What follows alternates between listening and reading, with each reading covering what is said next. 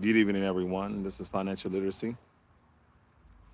Out here on this weekend for a cigar talk, we're going to be smoking a medium body. This is what they call El Jefe. For anybody out there who know about cigars, El Jefe. About $7 to $8 a cigar. Usually, most of my cigars are $10 or above, but nonetheless, La Aroma de Cuba. That means the aroma of Cuba. El Jefe, handmade, imported. Really, really good cigar. Again, this is El Jefe, La Roma de Cuba, the aroma of Cuba. But anyway, I want to talk about some stuff because I know a lot of people have been looking at the video from earlier about immigrants. And, you know, everything I said is 100% true. I don't take anything back from that. But for anybody who may be an immigrant who felt offense to that, understand it has nothing to do with you.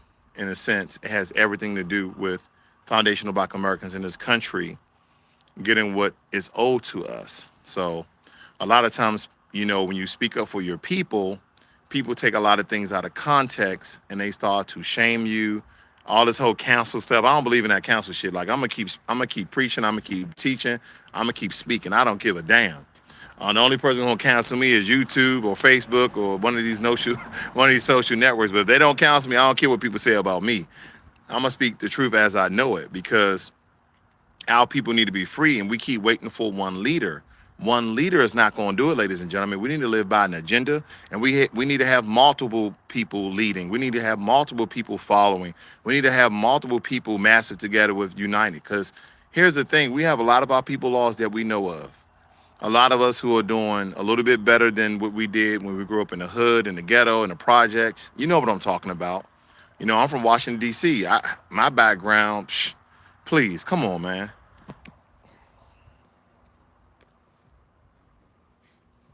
But here's the thing, you guys got to give back, and you don't have to give back monetary things. You guys don't have to give back any money. You might just have to talk to a young person. You might have to contribute to your community somehow, some way, maybe. And I'm talking about small shit, like things that people don't even think of. Like you in your neighborhood, a predominantly Black neighborhood, trying to uplift the neighborhood. You see a piece of trash, we'll walk past it, pick it up. It's the little things, man. It really is.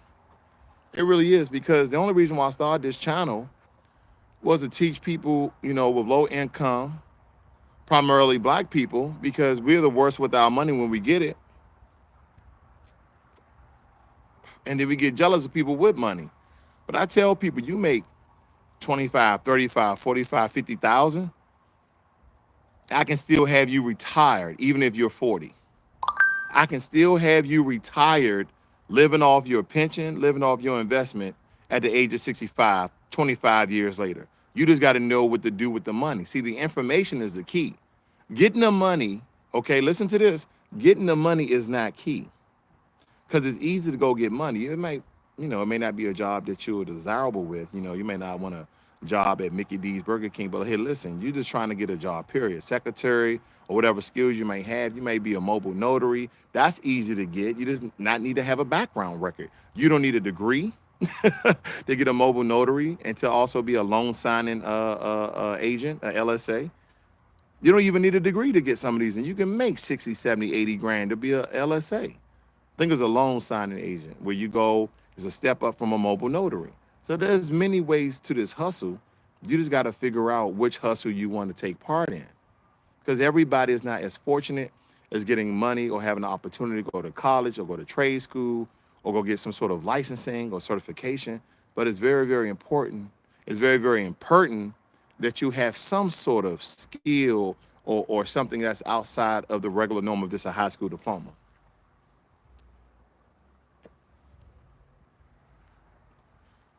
Because regardless if politics affects foundational Black Americans forget from what theirs,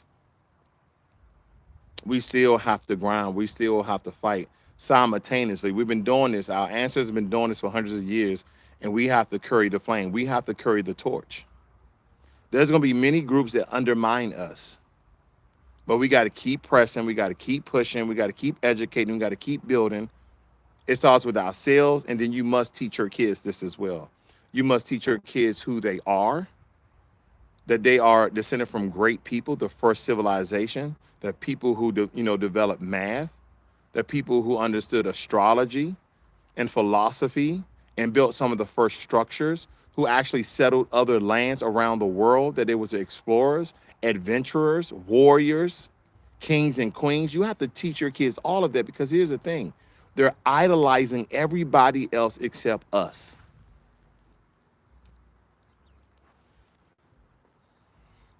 Our kids are idolizing every other culture except of ours. So they have a loss of identity. They have a loss of self-esteem. They have a loss of pride.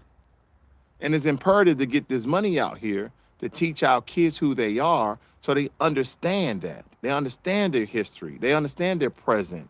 And you start to build so they can have a better future. These are very essential things. For any of you guys out there who are unfamiliar with cigar talks usually happen on Friday or Saturday nights, where I just come on and I talk about random topics, because sometimes you just need to get a few things off your chest. So the one thing that really disturbed me was a clip I seen on the internet when Joe Biden was running for president. Excuse me. And they asked him, just like they asked Obama, how do you respond? Do you support reparations for ADOS? Do you support reparations for American descendants of slaves? This is a question they owe Joe Biden. Your man went hooping and hollering, was passionate as hell about how immigrants is the way of the future, and that we should be supporting immigrants, and that immigrants need reparations. And if you saw my video a little bit earlier that I did about immigrants, that really had nothing to do with attacking immigrants, because I don't do that. They're people just like we are. But when it comes to the resources, funding, and healthcare that they receive in this country, totally free, where I see my brothers, my sisters that are not as fortunate as I, struggle in the hood, trying to make ends meet, trying to, wait for their EBT and welfare. And not all of them are doing drugs. Not all of them are drinking liquor. Some of them are just trying to take care of their kids and or themselves. But when I see people from another country comes over here and benefit from the taxes that you and I pay, there's a problem. And see, when somebody speaks out so strongly, so fervent about these issues, oh no, man, you just racist, you discriminate against immigrants. I'm not discriminating against Asian immigrants. I'm not discriminating against Indian immigrants. I'm not discriminating against Caribbean immigrants. I'm not discriminating against South American immigrants. I'm not discriminating against African immigrants. None of the above. No Jewish, no Israelite, I'm not discriminated upon. What I am talking about, I hate when other groups come to this country and somehow there's all these federal and state programs that set up for them to achieve and succeed just because they're immigrants. But we've been in this country and we get nothing for our ancestors putting in the work of building this country. We get no residual payments. We get no cash payments. We don't even get low subsidy loans. We don't even get shit. Like, talking about 40 acres and a mule. 40 acres, yeah, right.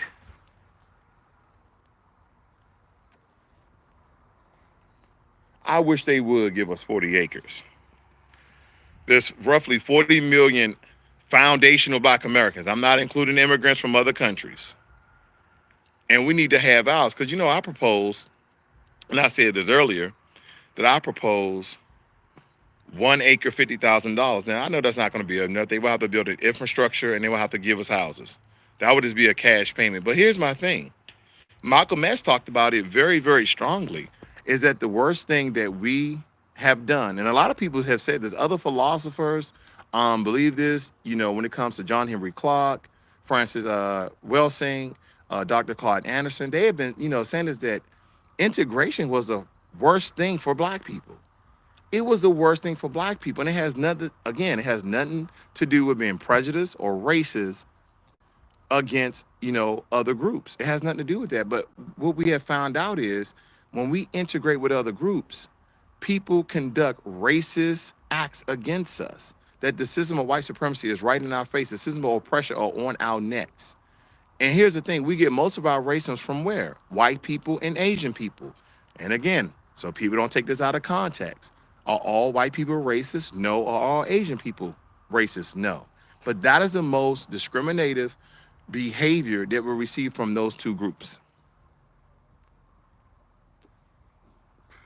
Next to those two groups are Hispanics.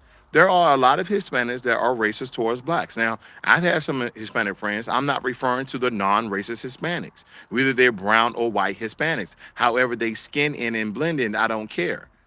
Because that's what people don't understand, that a lot of Hispanics in this country actually register as white people because they can skin in, meaning they have white skin, blonde hair, blue eyes. I mean, when I went to Puerto Rico, I saw white skinned Puerto Ricans. I thought it was just regular white people, and they started speaking Spanish.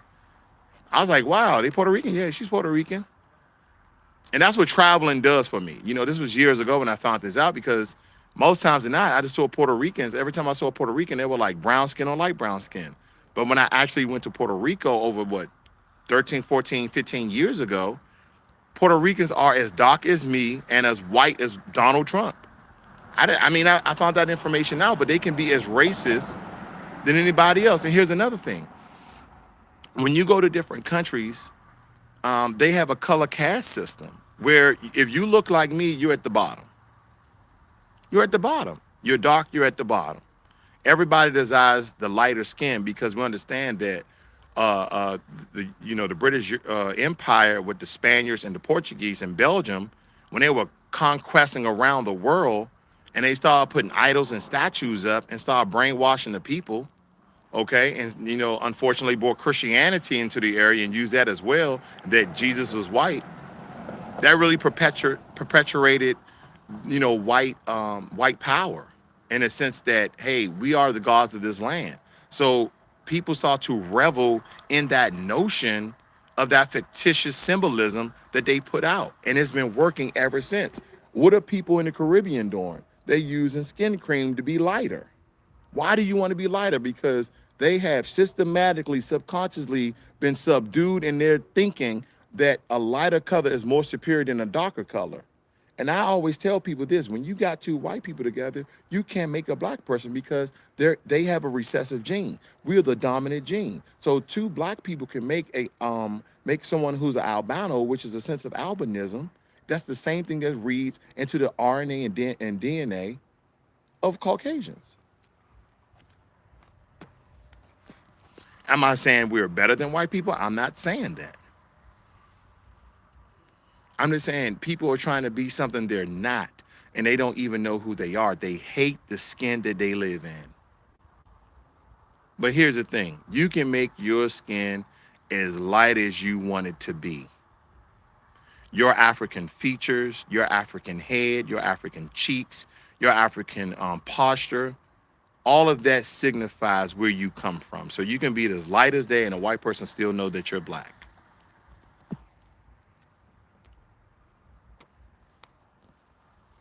Again, ladies and gentlemen, for those who are joining, the cigar today is El Jefe. Okay, El Jefe. And it says on the label here, La Aroma de Cuba. La Aroma de Cuba means the aroma of Cuba. Very smooth smoking cigar. I think the cigar is around $7 to $8 a stick here. And it's mild, slightly bold, with a good earthy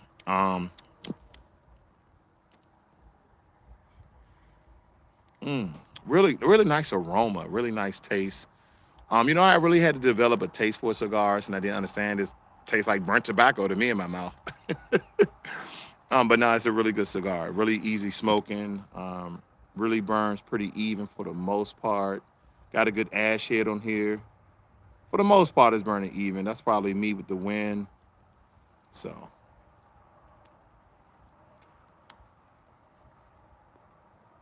yeah, that's real smooth. But anyway, guys, so Cigar Talks, for you guys who are new to Cigar Talks. Cigar Talks is when I get on here, smoke a nice cigar, relax, and have random conversations. If I see any questions, inside the chat. If I catch it, I'll answer it. But we're going to continue this conversation. So, I mean, the biggest thing in the country today is the inauguration. Am I lying?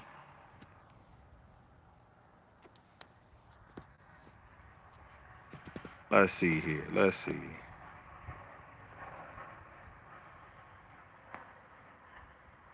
Anyway, I see what you're saying, Lopez. I didn't see the first message though.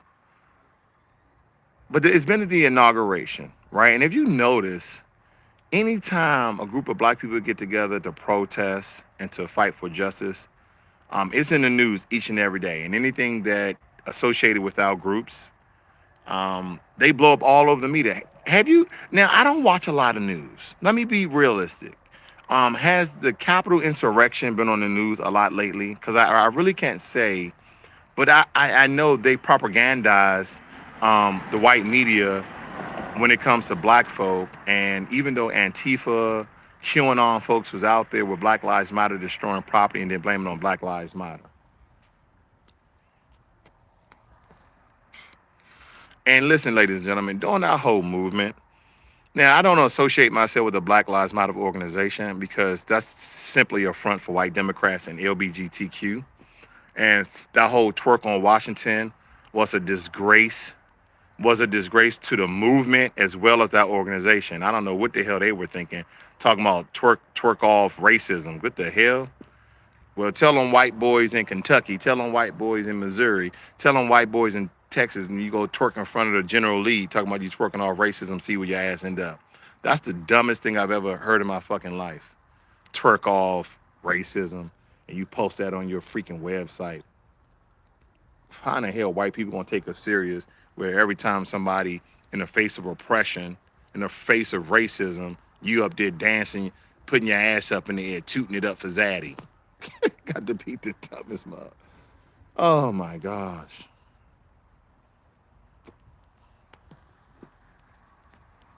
You guys just ever think about that though? You know what I'm saying? You guys ever just think about that? Like white people, enough, white supremacists. Let me be more realistic. White supremacists, not just white people, because there's some okay white people. I ain't gonna lie, but white supremacists has literally destroyed and disassembled the black race in the world. Everywhere we go, everywhere we are looked upon, people look down at us. I mean, I've been to Korea, I've been to Japan, I've been to China, I've been to the Philippines, I've been to Thailand, I've been to Paris, I've been to London, I've been to the Bahamas, I've been to Mexico. In a sense, only reason why they act like they don't look down on you is because you're a tourist from another country and they know you got money. But when you look at their dark-skinned people, because there's some Afro-Mexicans, they look down on them. The browner or darker you are, white Mexicans look down on darker Mexicans. And when you go to any other country, like even India, there's North India where the northerner Indian people are light skinned. I'm talking about over in India, not Native Americans, okay? I know the distinction.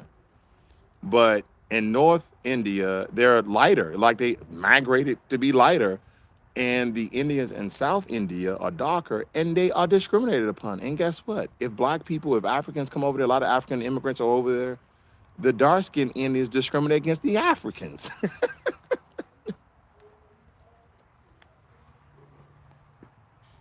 So it's just not a U.S. caste system. It is a worldwide caste system. And on my channel lately, I'm mostly dealing finance, but I like to talk about politics. I'm gonna start getting into religion. And like I tell people, when I start talking about religion, some people like those are two most volatile subjects is politics and religion. And I know that, hey, what's gonna happen is this. I'm gonna lose some subscribers. I may gain some subscribers when I start talking about religion because our people have been duped, bamboozled, hoodwinked from, the inception of in this country. And it doesn't matter whether you believe in Christianity or Catholicism or you're a Protestant or Episcopalian or a Muslim. It doesn't matter.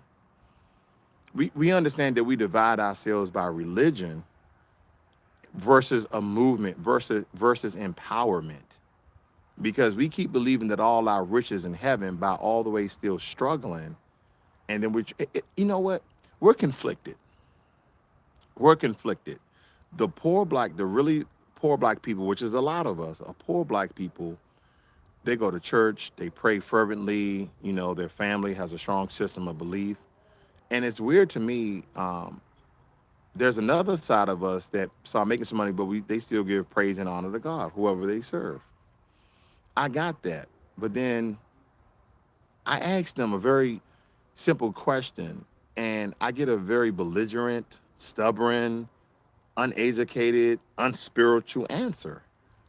And that is, I say, well, how did African Americans receive Christianity? Like the people, our ancestors who came over here and enslaved Africans. I said, how did we receive Christianity? Was it in Africa? Because we didn't have Christianity in Africa before enslavement. So, oh well, yeah, I know we got it in slavery. So I said, okay. So for 200 some odd years of our people being enslaved in this country, they forced, beat, burnt, raped, maimed, fought against us, have us, the sons, have sex with their mothers in slavery. They chased us down like dog and animals. They treated like us like cattle, and they're the one who gave us Christianity.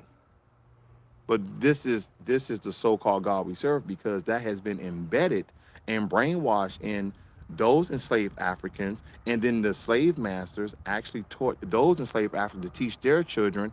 And this is a ritual. This is a procedure. This is a continuous brainwashing of a process that they started back since slavery. And people don't like to hear that. They're like, well, I don't care about all that. I know God is real and this, that, and the other. And I say, the biggest thing is faith. Well, if God is real, show me how he's real. And the one question I ask, and I'm not trying to shake nobody's religion or faith, but here's a question. If God knows your heart, if God knows your mind, there's one thing that people love to say, where you have faith of the mustard seed, you can move mountains, meaning that if you just have faith, you'll know that he's real. Okay. The question is this. Why is it that everything on this earth has to be proven? Uh-oh.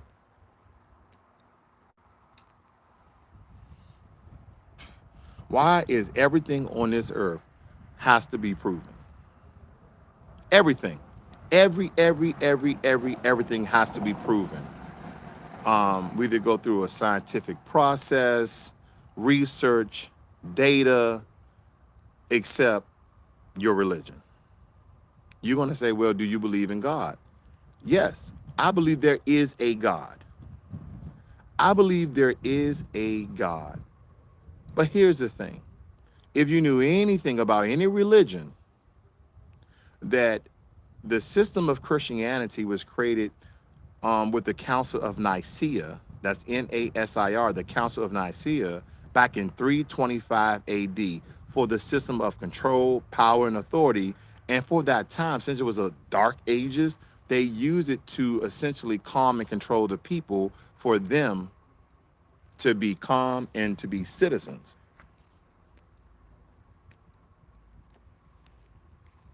See, I'm not going to get into the fight about white Jesus, black Jesus, Asian Jesus, Hispanic Jesus. Because here's the thing. The question is, where did your people get the religion? Is this one of the true forms of religion from our ancestors back in Africa? No, it isn't. See, Africans had many gods. And where did the Greeks and Romans get their gods from? They got it from the Africans. They just renamed them. The god of war, the god of thunder, the god of all gods. Africans had that as well. The sun, the sun god, the moon god. They had all these different, the water god. They had all these different gods just like the Greeks and Romans. Aquaman, essentially was a god.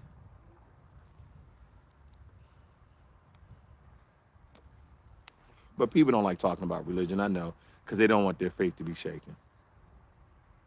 And I got that. It's a scary thing to start thinking about those things when you have literally built your whole foundation of what you believe and how you're going to live your life on something that was beaten into your ancestors, hundreds of years ago. All right, last thing for today, guys, in the cigar talk again for you guys that is joining on. I'm drinking. I am smoking a El Jefe. That's how it looks, and that tag has La Aroma de Cuba, means the aroma of Cuba.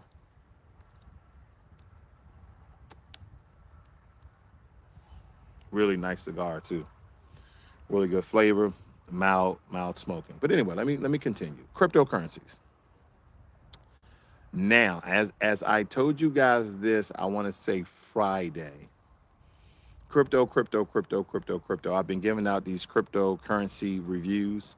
Hopefully, for you guys who are not aware of those on my channel, go check out those cryptocurrency reviews. I've done a review on Ethereum, Litecoin, and what was the other one?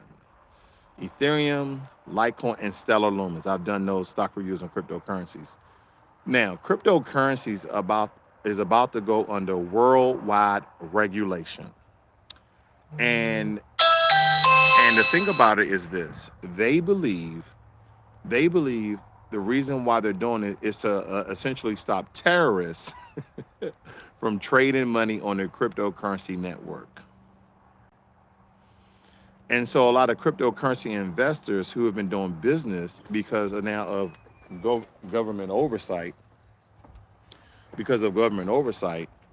believe that a lot of the benefits that they were receiving of the transactions that they were actually doing would be actually looked upon and taxed, which I've told people this since last year. They're going to start really taxing cryptocurrencies, and the government has been hiring huge cryptocurrency investors to monitor and to control and figure out all these transactions, who they're from. No more hiding behind certain blockchains for security purposes of who that person is.